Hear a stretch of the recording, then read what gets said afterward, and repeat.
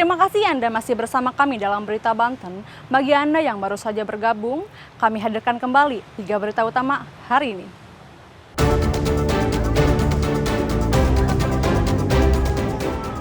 Tunjangan tidak dibayar, ribuan guru seprovinsi Banten ancam mogok massal.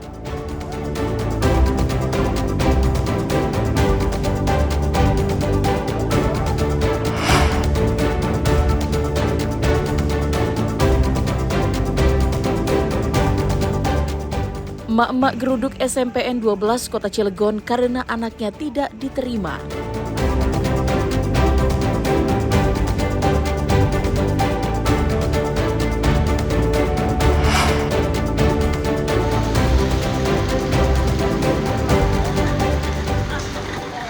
Intensitas hujan tinggi, tembok sekolah ambruk timpa gerobak pedagang.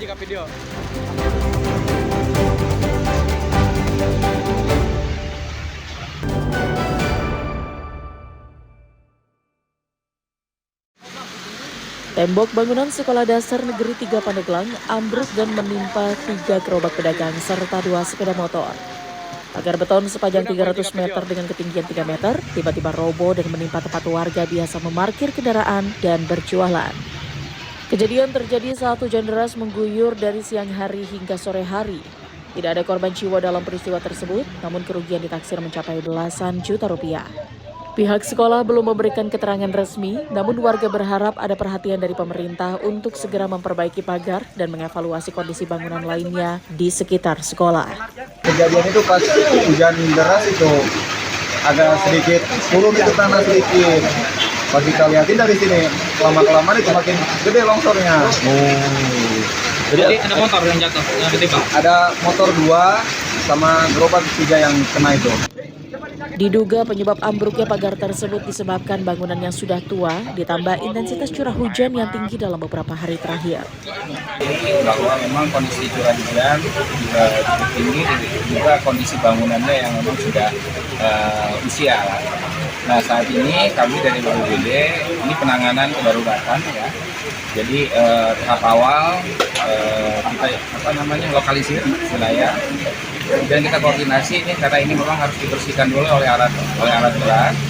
Nah, nanti setelah itu karena tanahnya juga masih bergerak juga, kami juga koordinasi dengan SPR ambil penahan seperti beronjong. Warga diimbau untuk tetap waspada dan segera melaporkan jika terjadi bencana di wilayah Kabupaten Pandeglang. Ariel Maranus dan Septiana Wahyudi melaporkan dari Kabupaten Pandeglang.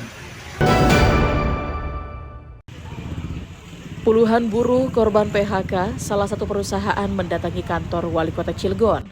Mereka datang mengajak anak dan istri mereka dengan tujuan bertemu dengan Wali Kota. Selain mengadu, mereka juga memperjuangkan untuk bisa kembali dipekerjakan di perusahaan yang ada di Kecamatan Ciwandan. Sebanyak 93 orang buruh ini sebelumnya dipecat perusahaan tempat mereka bekerja lantaran dianggap telah melakukan pelanggaran berat karena ikut aksi mogok kerja beberapa waktu lalu saat membela rekannya yang hendak dimutasi ke pabrik lain. Pemutusan hubungan kerja tersebut masih menjadi sengketa di Pengadilan Hubungan Industrial.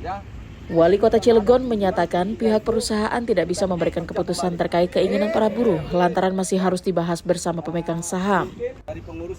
Wali Kota Cilegon juga mengingatkan agar peristiwa ini menjadi pelajaran berharga bagi semua pihak agar ke depan penyelesaian persoalan dapat dilakukan secara komunikatif dan musyawarah. Para buruh tadi disampaikan ini jadi pelajaran, jadi hikmah ke depan tidak bisa melulu ego yang dikedepankan gitu kan. Karena memang kita harus tengah-tengah juga gitu kan.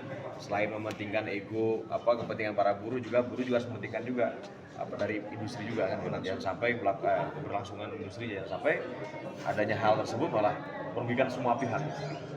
Tapi yang saya sampaikan intinya saya minta supaya itu dicapai. Aksi mogok kerja yang dilakukan pabrik tepung beberapa waktu lalu itu sempat viral di media sosial.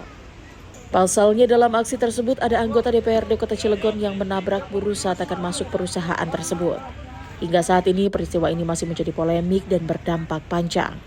Ariel Maranus dan Haji Ramadan melaporkan dari Kota Cilegon. Harga bumbu dapur dan sayur mayur di sejumlah pasar tradisional di Kabupaten Lebak mengalami kenaikan harga. Seperti yang terpantau di pasar tradisional Rangkas Bitung, Kabupaten Lebak. Harga sejumlah bumbu dapur seperti bawang merah, cabai rawit, cabai oranye, tomat mengalami kenaikan cukup signifikan. Bawang merah yang awalnya hanya Rp35.000 naik menjadi Rp50.000 per kilogram. Cabai merah keriting dan cabai rawit dari Rp50.000 naik menjadi Rp60.000 per kilogram, dan yang signifikan terjadi pada harga cabai oranye dari Rp60.000 menjadi Rp80.000 per kilogram, dan tomat Rp15.000 menjadi Rp25.000 per kilogram.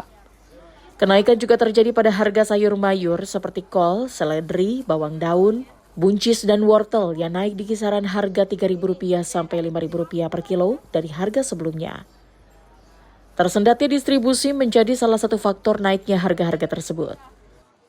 35, 40, sekarang 50. Kalau cabai ini nih, hijau Kalau sama yang ini, keriting merah, Nih, cabai orange sekarang 80, Mas. 80 dari? Dari kemarin ada 60. 60. Ini sekarang 45, kemarin 35. Kalau untuk sayur? Engkol, Mas, engkol. Awalnya 8.000, sekarang 12.000. Sejumlah konsumen mengaku kebingungan karena semua harga naik sehingga terpaksa mengurangi pembelian daripada sebelumnya. Gimana harga bawang? Mahal. Mahal ya? Iya, Kalau mahal gini keberatan nggak? banget. Buat masak. Setiap hari bang. Enggak, kalau di cabai rawit 5.000 belum. Berapa per kilo sekarang? 50.000. 50.000. Iya. Warga berharap harga-harga dapat segera turun dan normal kembali sehingga tidak membebani masyarakat. Ariel Maranus, Desa Jiwa Pratama, melaporkan dari Kabupaten Lebak.